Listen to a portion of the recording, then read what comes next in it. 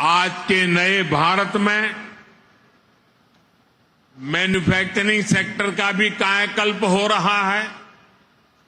जैसे जैसे देश की जरूरतें बढ़ रही हैं, देश की जरूरतें बदल रही है, मैन्युफैक्चरिंग सेक्टर को भी आधुनिक बनाना उतना ही जरूरी है।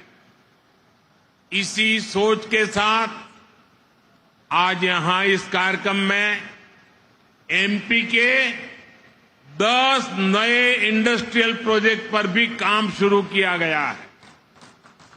नर्मदापुरम में रिन्यूएबल एनर्जी से जुड़ी मैन्युफैक्चरिंग जोन हो, इंदौर में 2 नए आईटी पार्क्स हो, रतलाम में मेगा इंडस्ट्रियल पार्क हो, ये सभी मध्य प्रदेश की औद्योगिक ताकत को और ज्यादा बढ़ाएंगे। और जब मध्य प्रदेश की औद्योगिक ताकत बढ़ेगी तो इसका लाभ सबको होने वाला है। यहां के नौजवान, यहां के किसान, यहां के छोटे छोटे उद्यमी, सभी की कमाई बढ़ेगी। सभी को ज्यादा से ज्यादा नए अवसर मिलेंगे।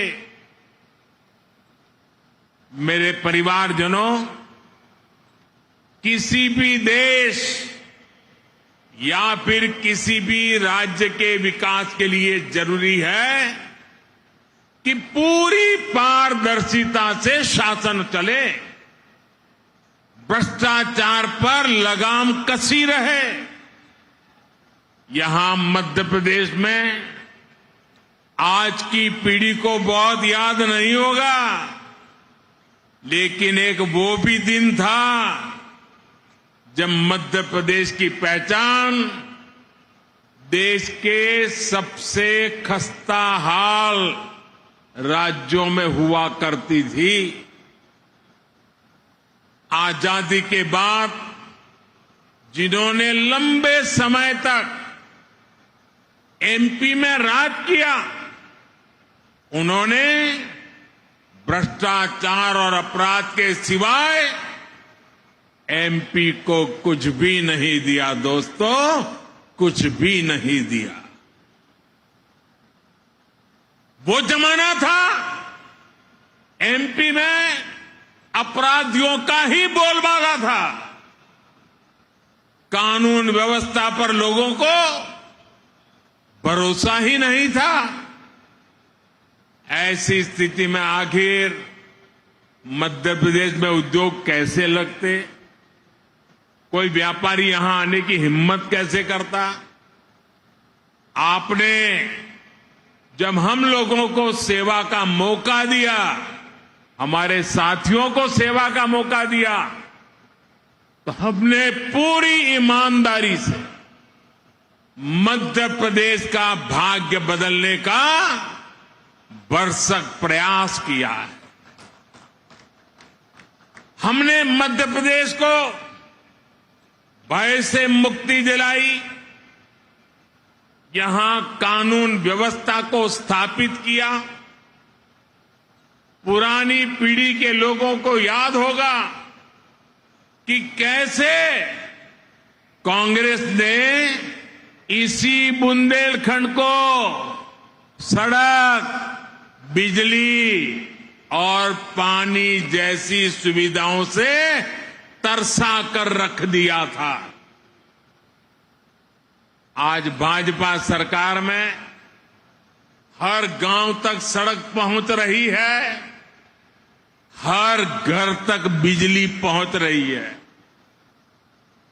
जब यहां कनेक्टिविटी सुधरी है तो उद्योग धंधों के लिए भी एक सानुकूल, पॉजिटिव माहौल बना है। आज बड़े बड़े निवेशक मध्य प्रदेश आना चाहते हैं, यहां नई नई फैक्ट्रियां लगाना चाहते हैं। मुझे विश्वास है अगले कुछ वर्षों में मध्य प्रदेश औद्योगिक विकास की नई ऊंचाई छूने जा रहा है। मेरे परिवारजनों, आज का नया भारत बहुत तेजी से बदल रहा है। आपको याद होगा, लाल किले से मैंने गुलामी की मानसिकता से मुक्ति और सबका प्रयास के संबंध में विस्तार से चर्चा की थी। मुझे आज ये देखकर बहुत गर्व होता है कि भारत ने गुलामी की मानसिकता को पीछे छोड़कर अब स्वतंत्र होने के स्वाभिमान के साथ आगे बढ़ना शुरू कर दिया है। और कोई भी देश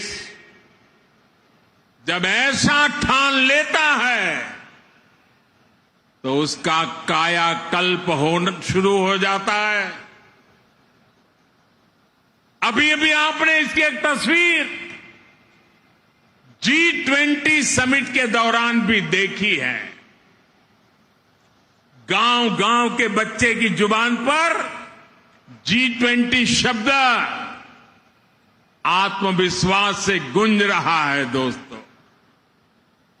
आप सभी ने देखा है कि भारत ने किस तरह G20 का सफल आयोजन किया है। आप मुझे बताइए मेरे दोस्तों, बताएंगे ना? मुझे जवाब देंगे? हाथ ऊपर करके जवाब देंगे? वो पीछे वाले भी जवाब देंगे? सबके सब बोलेंगे? आप मुझे बताइए, G20 की सफलता से आपको गर्व हुआ या नहीं? आपको गर्व हुआ या नहीं? देश को गर्व हुआ कि नहीं हुआ? आपका माथा ऊंचा हुआ कि नहीं है? आपका सीना चौड़ा हुआ कि नहीं हुआ? मेरे प्यारे परिवारजनों,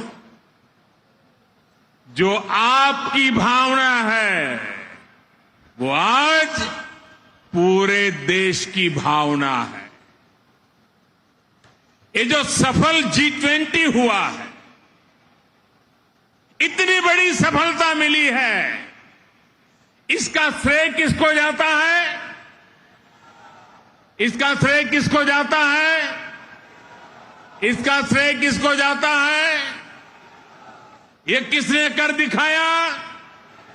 ये किसने कर दिखाया? जी नहीं, ये मोदी ने नहीं, ये आप सबने किया है। ये आपका सामर्थ्य है। 140 करोड़ भारतवासियों की सफलता है। दोस्तों, ये भारत की सामूहिक शक्ति का प्रमाण है। और इस सम्मेलन में हिस्सा लेने के लिए दुनिया भर से विदेशी मेहमान भारत आए थे। वो भी कह रहे थे कि ऐसा आयोजन इसके पहले उन्होंने कभी नहीं देखा। देश के अलग अलग शहरों में भारत ने विदेशी मेहमानों का स्वागत किया, भारत दर्शन कराए। ये विविधताएं देख करके, भारत की विरासत को देख